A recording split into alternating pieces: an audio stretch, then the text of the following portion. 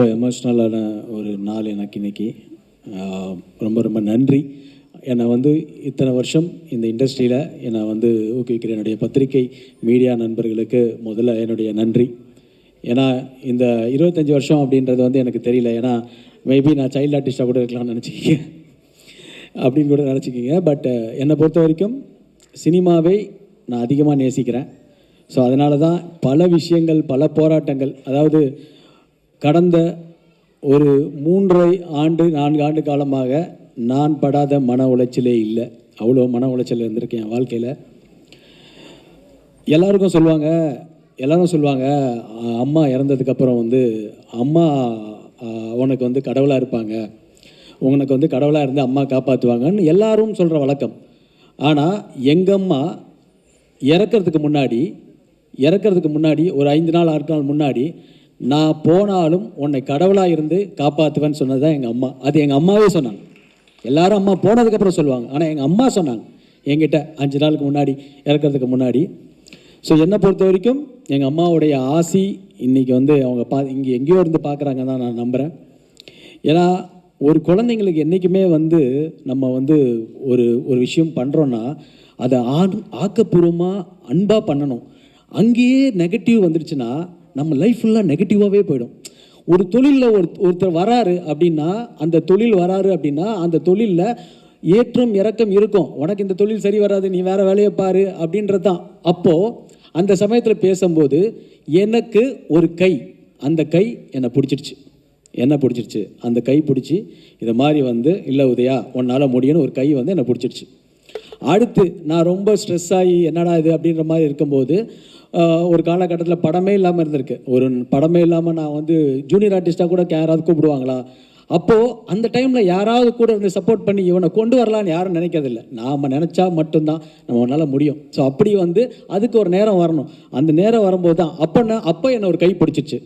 So ஐயா என்னடா இது இப்படி கையை பிடிச்சி, சரி இண்டஸ்ட்ரியை விட்டு போகலாம், எல்லோரும் சொல்கிறாங்க நம்மளுக்கு டைம் சரியில்லை, நமக்கு ஒர்க் அவுட் ஆகலை அப்படின்னு சொன்னாங்க. ஸோ அதனால் நான் வந்து என்ன நினச்சேன்னா, ஓகே இண்டஸ்ட்ரியை விட்டு போயிடலாம் அப்படின்னு நினைக்கும் போது ஒரு கை பிடிச்சிடுச்சு. அந்த கை, இந்த கை அது என் தன்னம்பிக்கை,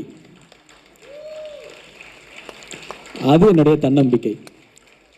ஸோ அந்த தன்னம்பிக்கை தான் இன்னைக்கு வரைக்கும் என்னை மனுஷனாக இன்னைக்கு வரைக்கும் என்னை கொண்டு வந்திருக்கே தவிர நம்ம வந்து வாழ்க்கையில் வந்து அக்யூஸ் தான். இந்த உலகத்தில் யாருமே வந்து நல்லவனாகவும் கெட்டவனாகவும் இந்த நம்ம சந்தர்ப்பமும் சூழ்நிலைகளும் தான் தீர்மானிக்கப்படுதே தவிர இங்கே யாரும் நல்லவர் இல்லை, யாரும் கெட்டவர் இல்லை.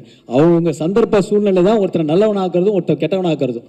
ஸோ அதுதான் அப்படின்றது தான் மேட்ரே தவிர மற்றபடி வந்து என்னை பொறுத்த வரைக்கும் எனக்கு இந்த படம் வந்து மிகப்பெரிய ஒரு படமாக இது அமைஞ்சுது. என்னுடைய ஆர்பி சௌத்ரி சாருக்கும் இந்த நேரத்தில் நான் நன்றியை சொல்லிக்கிறேன். எனக்கு திருநெல்வேலி படம் மூலிமா எங்கள் அப்பாவுக்கும் ஆர்பி சௌத்ரி சாருக்கும் என்னுடைய நன்றி. ஸோ 25 வருஷன்றது வந்து இன்னும் இல்லை.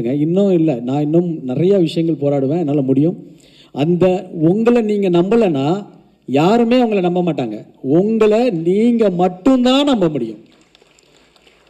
அந்த நம்பிக்கையை மட்டும்தான் நீங்கள் வச்சிங்கன்னா தான் வாழ்க்கையில் வர முடியும். எத்தனையோ சின்ன பசங்க இருப்பாங்க, எனர்ஜெட்டிக்காக இருப்பாங்க. உங்கள் நம்பிக்கை உங்களுக்கு வந்து யாரும் கொடுக்க வேண்டாம். நீங்கள் உங்கள் மேலே நம்பிக்கை வச்சிங்கன்னா ஒரு நாள் அந்த டே வரும். அதுக்கு நம்ம போராடணும், அதுக்கு வெயிட் பண்ணணும், அதுக்கு பல அவமானங்களை சந்திக்கணும், பல அசிங்கங்களை சந்திக்கணும். கூட இருக்கும்போதே நம்மளுக்கு பிரச்சனை. இந்த வாழ்க்கையில் பணம் ரொம்ப முக்கியம். பணத்தையும் சம்பாதிக்கணும். அந்த பணமும் எல்லாம் வரும்போது உங்களுக்கு உண்டான மரியாதையும் விஷயங்களும் வரும். ஆனால் அதை மீறி கொஞ்சம் அன்பு இருக்காங்களே, என்னதான் பணம் இருந்தாலும் நல்லவங்கன்னு இப்போ சில பேர் இருப்பாங்கல்ல, அந்த அன்பு ரொம்ப 1000 பேர் வேணாம், 50,000 பேர் வேணாம்.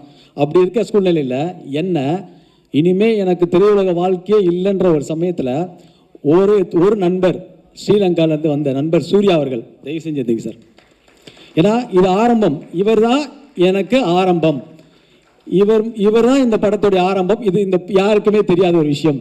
இவர் ப்ரொடியூசர்ன்ற பேரில் இல்லை, ப்ரொடியூசர்ன்ற பேரில் இவர் பேர் வராது. ஸோ அப்போ அவர் சொல்கிறாரு, உதயா நீங்கள் ஜெயிக்கணும்னு நினைக்கிறீங்க, நான் உங்களுக்கு சப்போர்ட் பண்ணுறேன். யார் சார் வருவா? நல்லா இருக்கும் போது இது இருக்கும்போது இவனுக்கு சரியில்லை, இவனுக்கு டைம் சரியில்லை, இவனுக்கு அது சரியில்லை, அவனுக்கு சரியில்லை, இதே தான் சொல்கிறாங்களே தவிர எனர்ஜிக்காக ஏதாவது சொன்னாங்கன்னா அப்போது நம்மளுக்கு ரொம்ப சந்தோஷமாக இருக்கும். ஸோ எனக்கு கொடுத்த சூர்யா சார், நீங்கள் ஸ்ரீலங்கா அவர் பெட்ரோலியம் சார் ப்ளீஸ் நீங்கள் எல்லாரையும் உங்கள் support, Senthil sir and Sridhar bro, ஆரம்ப புள்ளி அவங்க தான்.